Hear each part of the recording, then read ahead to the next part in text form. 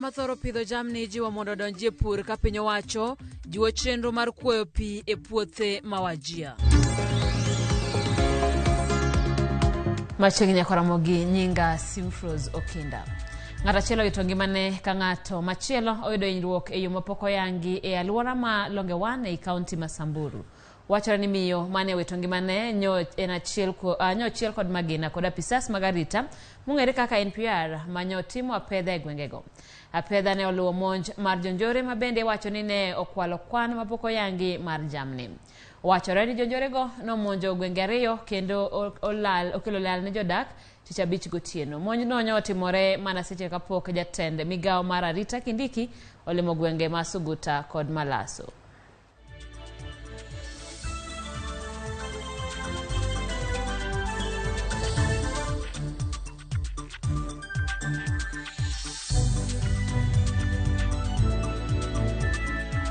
Kawadhi nyimbe ni duol makedo gi mibadhi EACC oyudo loche bura mane gimako ne man en jatij jatend piny machon Alexander Sitienei kod komishona machon mar lope Wilson Gachanja. Doho mayalo buche mag alwora Nakuru nochiko ni achije ariyogo nyaka duok lowo malachne oeka ariyo ne piny owacho. Lobno ne oketenge ni kambi mar maua mag pyrethrum ma itiyo godo e loso yedhe mag nego kute e higa mar 1998. Jang'ad bura Anthony Ombiayo olero ne Sitienei ok noluwo chik kane okawo lobno. Lobno wachore ni nego ne dirom $150 million.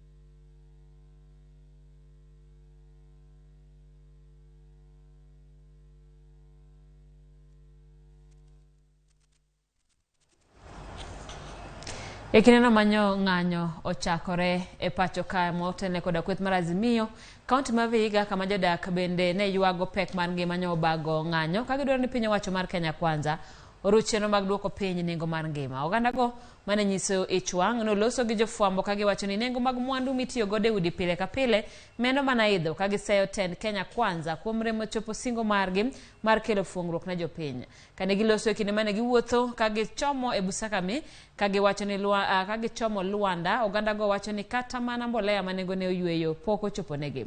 Gisingo mar siro Azimio sundo piny owacho mondo res oganda. Maisha imetushinda, tuko na watoto, kuna wamama wana mabwana, maisha imewashinda, unga iko juu, CBC ndio hiyo, imetushinda. Ukienda huko nunua desk, nunua nini, mama hajiwezi. Mumekuja kugombana na sisi mpaka kwa jikoni, gasi imepanda. Unataka tukule nini bwana president? Ulituahidi vitu mingi, ulituahidi vitu mingi hatujaona. Mimi kama mkaaji wa Vihiga hapa nafanya biashara ndogo ndogo ya kuuza sukuma na siwezi somesha watoto. CBC imetumaliza. CBC iko juu. Mara madawadi, mara mauniform, mara vitabu, mara njaa kwa nyumba. Mimi nasema hii serikali ya wakora hii lazima iondoke kule State House. Hii uongozi iende kwa baba. Baba atuongoze. Na baba amesema tutatembea hii Kenya yote tukiambia watu wetu vile ambavyo tutasonga. Mahali baba atakuwa amesema ndio hivyo sisi tutafanya. Hao watu walisema ya kwamba mbolea itapatikana ya bei rahisi, watu wetu watapanda mahindi. Sasa hivi mvua imeanza kunyesha. Mbolea yenyewe mmeona? Jario witongi magie masira marapaya matudumo yale kod mar sabit e aluora makate okinyi makawuono. Jimuka ng'wen ne oyudo hinyruok marach e masira marapaya no manero nyamburko moro mar Toyota Fielder kod lori mane oting'o lum motuo. Wachore ni derepe mag nyamburko ariyogo notho kanyo gi kanyo. Joma ne oyudo hinyruok ne oring godo nyaka e od thieth ma Moyale Referral Hospital kama gimede yude thieth.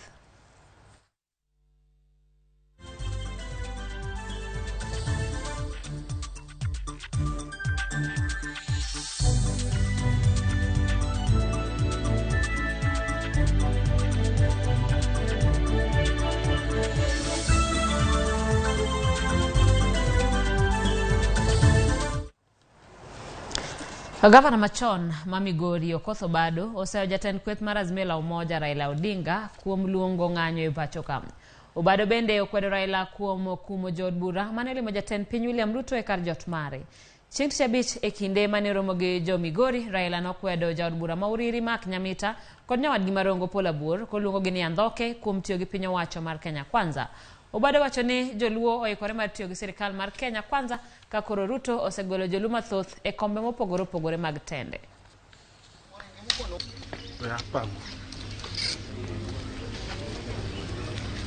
Wajumbe wa manyocho dhi State House romo gi president waungo gi lwedo kendo wadwa ni ng'eny gi odhi gidhi gi te mondo gidhi gidwar ne jopiny maendeleo gikel ne jopiny o gidhi ni gidwaro margi giwegi.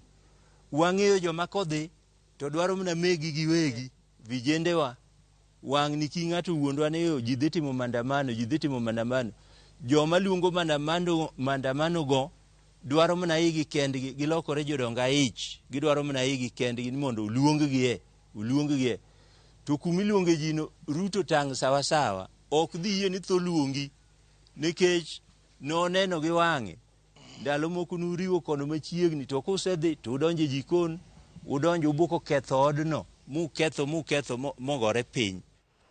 Kweth mar Azimio One Kenya Alliance kawuono tero ote margi mar ng'anyo e kaunti ma Narok.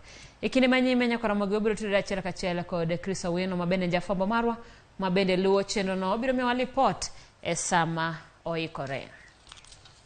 Kapod wantie weche mag siasa, en jotelo manie duond bura mar ANC e kaunti ma Kakamega okwayo jatend migepe ma pacho ka Musalia Mudavadi mondo kwed paro mar wuoyo duond buche manie Kenya Kwanza kendo nywako gi duond bura mar UDA kaka nyocha jagoro maduong' mar UDA Cleophas Malala olero. Kotelne gi jakom mar ANC mar Kakamega Julius Arunga kaachiel gi jaod bura mogwel na Niva Olushiri gilero ni siasa mar riwo duond buche ne oserumo kendo gibiyie gi wach makamano. Kane gilose boma Kakamega giwacho ni jopiny kale midhiero mathoth mawinjo sirikal kete maino ma ok mano mar rido wach duond buche ne siasa mag yiero mabiro. Kata kamano mane jatend duond bura mar ANC Isaac Otiende oserore gi duond bura mar UDA. Kimeundwa juzi.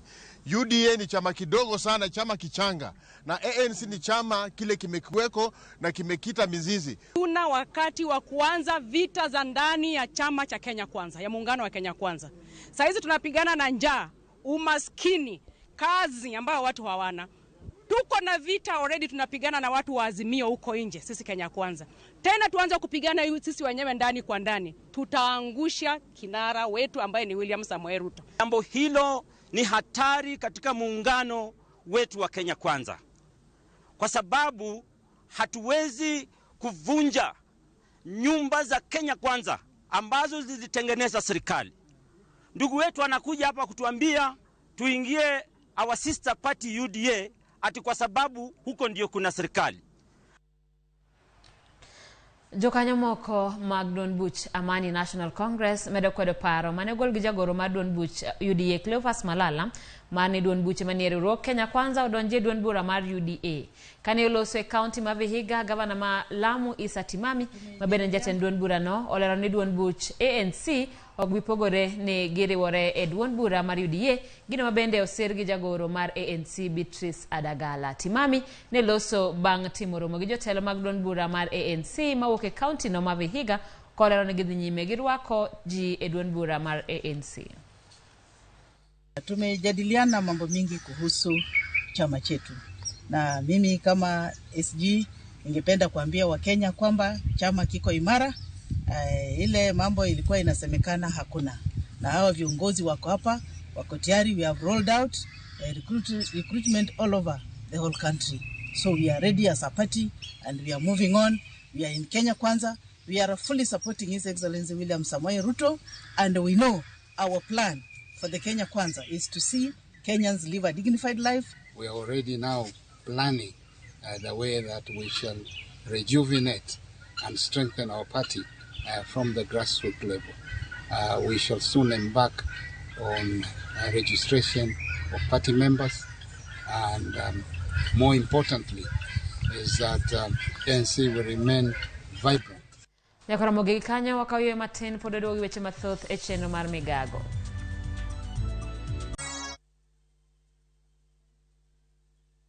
Raundi ya tindi kotika rabotaka imanyasai maiga. Hosori enyira nainde embauke gima. Wa?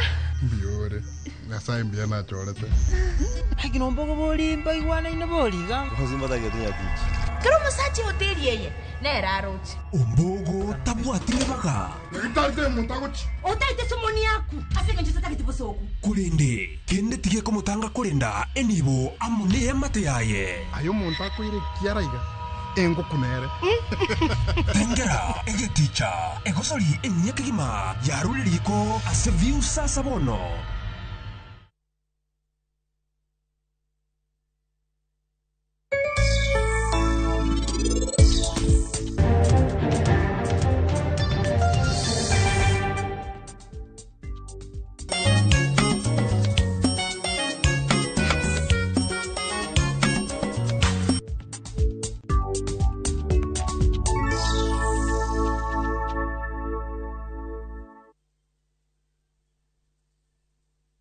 Muka to Airtel Money. Aji Janjes. Dial *334#. Set your 4-digit PIN and confirm. Set your security question. Airtel Money is now activated. Sasa uko set. You tume Airtel to Airtel for free.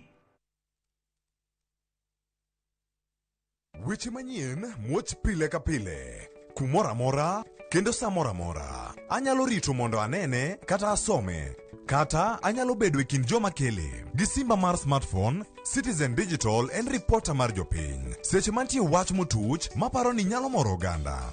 Amako tipo kendo akete mbui kaeto arito. Oken kayiem. Ka oyier report mara, abiro yudo Sh1,000. Kendo sigana mandiko, ibiro ketie kidieny mar Wananchi Reporting e Citizen Digital App. Kik ibed mana janeno mar wach matuch. Bede kin joma kuongo lande. Download the Citizen Digital App mondo iketi sigana mindiko e Wananchi Reporting kawuono. Citizen Digital App. En namba achiel e keyo weche manyien.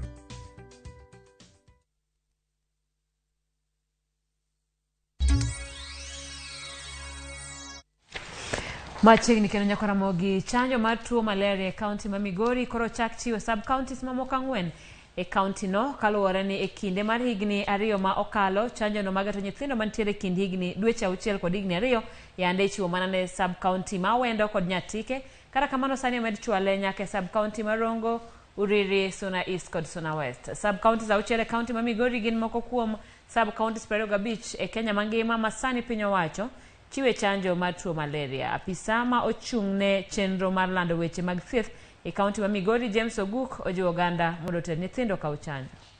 Mano chakore 2019. Osebed kitime mabang'e to koro jo WHO noyie mondo wakaw sub counties mamoko no medwa 4 Rongo, Uriri, Suna East kod Suna West.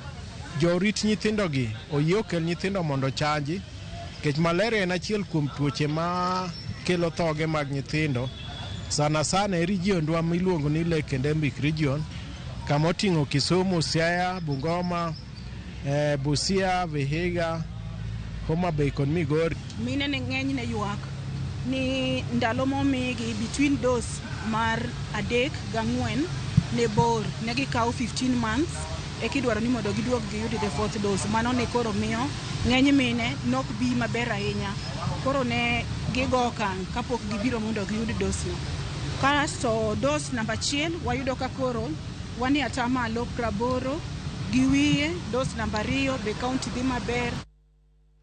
Jatend migawo mar weche pur Mithika Linturi okwayo jopur mapok ondikore e Kenya Integrated Agricultural Management Information System mano en chenro ma bende konyo jopur mondo mi ondikre gi piny owacho mondo tim kamano mapiyo piyo mondo gir thuolo mar yudo sir mar piny owacho kama oting'o kodhi kod manyiwa ma nengone oyueyo. Kane oloso e skund tiegruok ma Bukura mane sub county ma Lurambi e kaunti ma Kakamega, Linturi olero ni ndikruok mar jopur biro konyo ng'eyo jopur kaka yorno mar nyayo weche pur. Okwayo jopur ma koka osidnegi kondo mondo ti kod rieko ma gisomo e klas e bero chenro mag pur, kokwayo jodak makono bende mondo pidh yiende e bwo chenro mar serikal mar pidho yiende bilioni 15. Na mjue ya kwamba tuko na idara za serikali mingi zile zinatusaidia na utafiti. Sajili kama wakulima tulipeana na tulisema ni lazima tuende tukijua ya kwamba lazima tujue wakulima ni akina nani katika taifa letu. Sababu indandi ya wakulima ndio itaweza kutufanya sisi kuweza kufanya mipango kama serikali. Piny owacho kedo tenge bilion 10 mar jiwo chenro mag bero mwandu mag nam e kaunti za Beach ma yudore ka dho wadh nam chumbi. Jatend migawo mar mwandu mag nam Salim Vuria oyango ni chenrono osir kod bengi mar piny mangima World Bank kendo gichano yore mathoth mag dongruok ne jo Kenya. Grube mag jolupo kod joma timo ohala motenore kod mwandu mag nam biro yudo sir makamano. Jatend migawono olero ni gisekawo nonro mag jokanyo mowinjo yud sirikal sir makamano. Beneficiary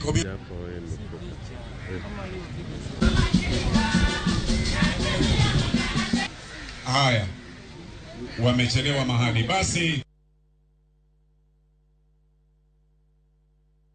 Kipindi cha nyuma tukipata samaki wengi kama hivi, samaki wanaoza. Tunaenda nyumbani tunakaranga samaki kwa wameharibika, lakini kwa sasa hizo freezer tumeletewa juzi, hii ni wiki tu kufikia saa hizi. Tunamshukuru Mwenyezi Mungu kwa sababu ambio zangu zile nimeenda na mama wenzangu bila saini zao tusingepata ufadhili, kwa sababu mimi nimejielimisha kama mimi mama, na kuna baadhi ya mama ambao hawajakuwa na ile elimu. Ninaomba serikali ya national na serikali ya county, yule mama ambaye hajapata hii elimu, naomba serikali imsaidie. Kupitia mradi huu ama utekelezaji wa shughuli ya mradi huu wa KEMF SED, tutaweza kukuza uvuvi mali juu zaidi katika ufuo huu wetu na kukuza uchumi na wa kijamii na hata katika uvuvi. The government of Kenya and the World Bank have a project, and this project has so many components. One of the components is the component that has to do with alternative livelihoods for our fishermen. This particular component recognizes the groups, and we give them grants so that they can be able to do other projects away from fisheries that they are doing every day. The Mount Kenya region, we have another project that is funded by IFAD at a budget of 14.9 billion, focusing on aquaculture. We have a center in Kiganjo, we have a center in Kirinyaga, and basically those centers are supposed to inspire the economy of that region. Kaoro medo tieko geno ne jopith jamni alwora ma Wajir, piny owacho jiwo jodak mondo donji e pur kaka yor resruok. Jagoro mongirore migawo mar pi kod chenro mar kuoyo pi e puothe Paul Rono nyotimo limbe puothe mikuoyo ne pi alwora ma Habasweni, ijiwo jodak mondo kik ket mwandugi duto e pith jamni kendo chak puro puothe ma oyangi ni nigi lope ma omeo. Ray Polo miyowa matut. Oro makech mosenano chakre dwe mar 10 higa mokalo osejuolo midhiero mathoth ne jodak ma Wajir kod counties mamoko. Oro masilili medo yweyo jamni ka jodak bende medo dar ka gimanyo pi kod chiemo e gwenge moko. Jolony to wacho ni lope mani alworano omeo, mak mana ni gin kod riyo mar pi. We have a fertile land, we have water. It's only us to change our perception, mentality, work hard together and see the way forward. Riyo makoro piny owacho kuom tudruok kod riwruoge moko temo tieko mar bero pur e alwora manyandwat ma ugwe mar piny Kenya. Jagoro mongirore e migawo mar pi kod chenro mag kuoyo pi e puothe Paul Rono nyolimo puothe ma weggi kuoyo e pi e alwora ma Habaswen kendo yango kisima e alworano.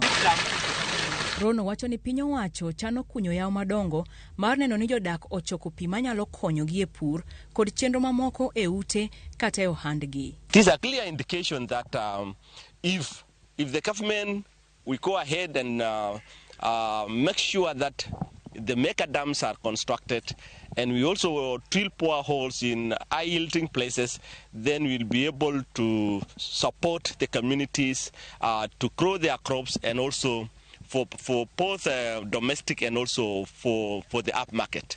Kaluwore kod lokruok mar kor lwasi momiyo oro pod lich, ikwayo jopiny mondo odonjie pur kendo oti kod pi man machiegni kodgi e kuoyo puothe mar nyago cham malong'o. This drought, livestock is not the way to go. Agriculture is the best way to go. This is a sleeping giant. It's not only horticultural food crops that can grow here. cereals like maize, sorghum can also grow here. Alwora ma Habaswein nigi puothe ma ji opure cham, alode, kod olemo mopogore opogore. So Kenyans have to see that also northeastern people can go farming. And today you can see the reality. We have different types of fruit. This is palmogram. We have citrus fruits. We have green grams. We have maize. We have onions. All sorts of vegetables and fruits. We don't want to beg every year in, year out for donation from other people. We can feed ourselves, Wajerians for Wajerians. We can feed the rest of this country. Ijiwo jodak mondo yar badgi e pur mar reso midhiero mar kech ma osiko nurogi e kinde mag oro. Ray Polo, Ramogi TV. Piny owacho yango mar yawo centers mag yudhe mar chiwo tiegruok kendo chwalo dongruok ne rowere ma pachoka. Jagoro mogirore e migawo mar rowere Ismail Malim ne oyango chenro makamano e kinde mane oromo kod jokanyo mane ogero Isiolo Youth Innovation Center. Omedo ni piny owacho jiwo tudruok kod riwruoge mamoko mar jiwo mich kendo bero tiegruok achiel kod yuto ne ojende.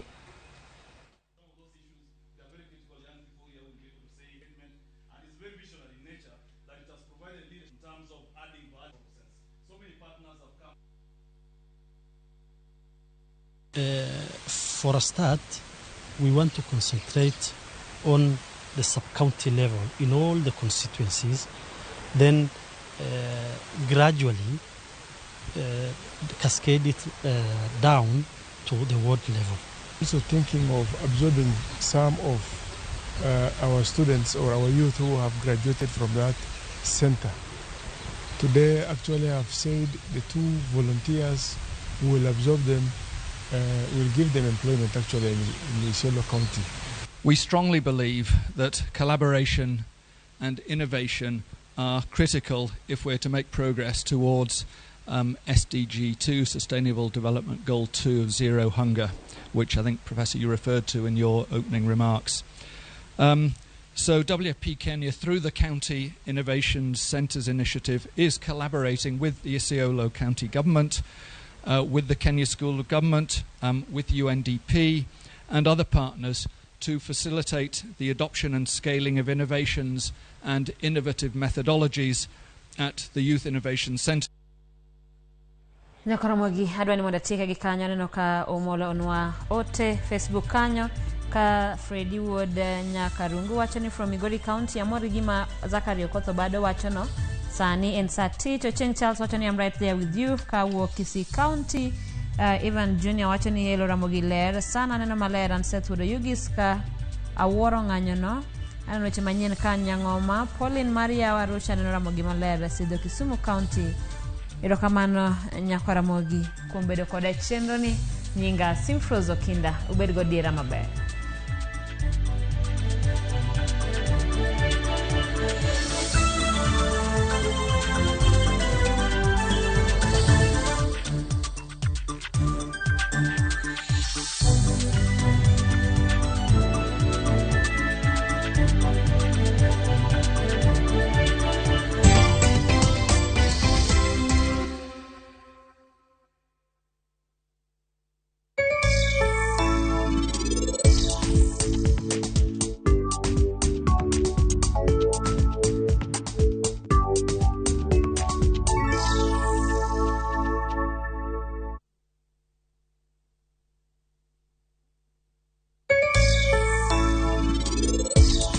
Madam Tapki, I'm sorry.